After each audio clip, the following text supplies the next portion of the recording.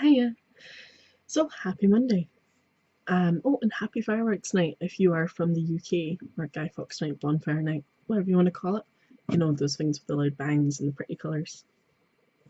Please be careful if you're playing fireworks or sparklers, or if you're going to a bonfire, or just be careful.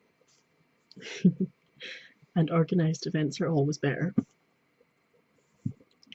And I hope everyone's pets are doing okay, because I know Bouncer is not liking this, not one bit. But that's not what we're talking about today. Or it's not supposed to be. No, today is the fifth of the prep questions. Well, the questions for the alternative model of the year competition, which is next weekend, and that's exciting and terrifying. But anyway, so question 5. What makes your style different from other competitors, and how does this reflect your unique personality? So, this one's a smidge tricky to answer without seeing everybody else's outfits and getting a feel for their style. So I'm going to be answering based on the assumption that my idea of the contest is accurate. And my idea of the contest is that you get a lot of stereotypical, over the top alternative looks. So probably a lot of people wearing black or dark clothing with some red, maybe some purple, but mostly dark and more towards the sort of gothic sort of side of things. Now, obviously, that will not cover everyone, but that's the sort of picture in my head of what I think it's going to be like. So, what makes my style different?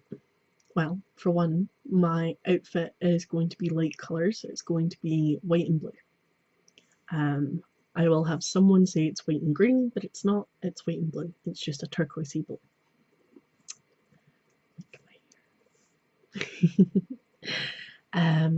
So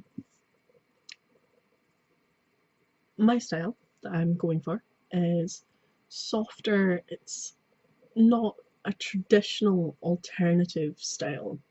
Like, it's not the first thing you would think of if I said I was an alternative fashion model. If I said that to you, you would probably think, so she's a goth girl. Which you wouldn't be like wrong for thinking that, because that's alternative fashion, but I'm aiming for a slightly less stereotypical sort of niche. And in my head, it's going to differ immediately because it'll be one of the brightest coloured outfits of the competition in my head. So far, that's how I'm picturing it. Like, I know I'm not going to be the only person that does this because, you know, it's not that uncommon for alternative to mean something other than goth. But in my head, there's a lot more black and red and purple and whatever else than there is white and softer colours like that. So I'll stand out from the get-go for being one of the few to have chosen the lighter spectrum of colours. Add to that the ears and tail that I'm going to be wearing, and that should hopefully give me another sort of memorable part to my outfit. But again, I won't be entirely sure of that until I see everyone else's outfits and see what everyone else has planned. And the second part of the question is, sorry, is how does this reflect your unique personality? So I kind of touched on this in an earlier question, I think, but part of the reason I want to do a softer look is that I've never really been stereotypical goth alternative kind of girl. I've always liked brighter colours. I've always liked soft Lolita sort of style. I love Lolita fashion. It's adorable. Um, Fortunately, it doesn't generally come in my size. I'm a little bit too curvy. And costs a fortune, but tangent. So yeah, I like a softer, more playful sort of style.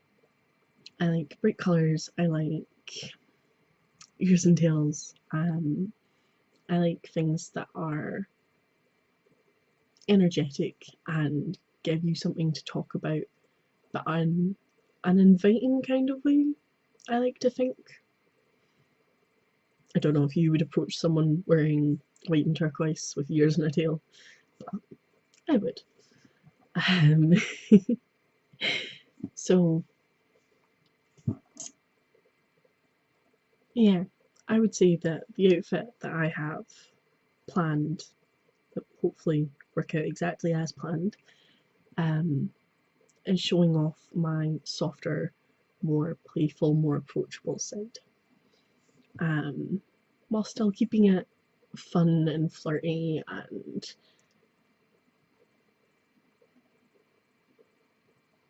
fashionable. Forgot the word. Not to say that everyone else isn't going to do the same sort of thing. Obviously, we're all trying to show off our personalities, and that's a really hard thing to do, you know? Give off an idea of what your personality is based on one outfit and walking up and down on a catwalk. Like, you can do it, yeah. Like, you learn how to do it over time. But if you're like a brand new model just starting out, or if you've not had any runway experience or anything, um, then it's probably going to be kind of tricky to get across my personality. Because obviously, you guys can watch my videos and go follow me on Instagram or Twitter or whatever, and you can get an idea of my personality because you see me commenting on things, you see me sharing things, you get almost daily updates from me about my life and what's going on. You don't get any of that if I'm just walking up and down on a stage.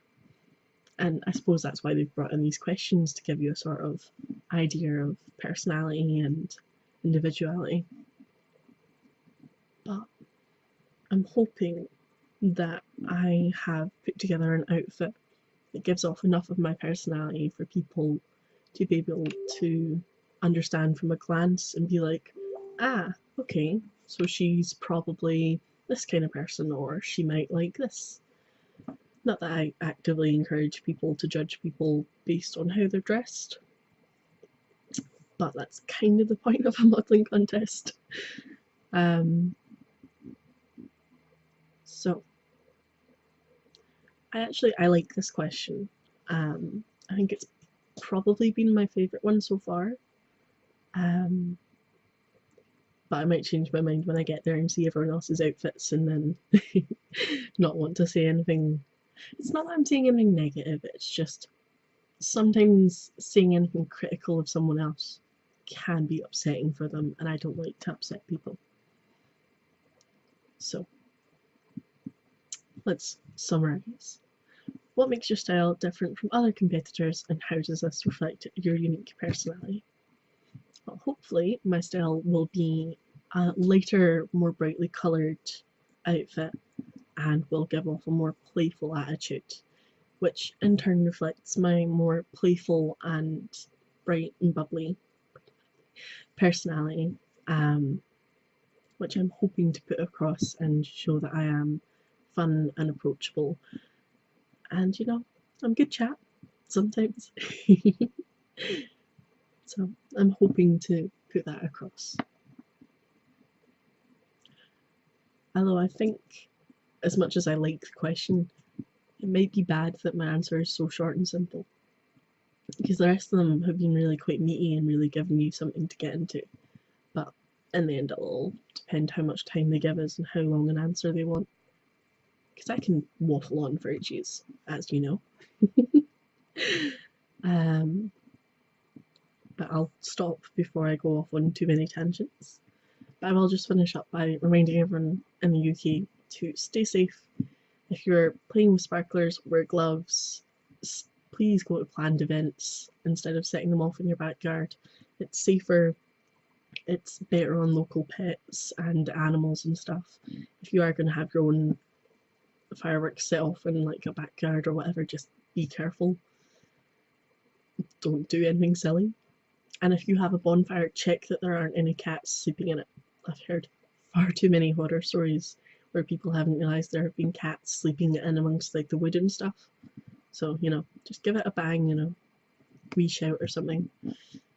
And let's hope everyone gets through this safe and sound and enjoys the fireworks. Because they're gorgeous, they are. But you just gotta be careful. And I'll have another question prep video tomorrow. We've got 2 more, so tomorrow and the next day will be the last ones. Then we're going to have a makeup video. I promise it's going to happen. And I might be starting a new series with Andy. We've been talking about it. I'm going to play around with some software and see what happens. So, more on that later. Okay, take care. Bye.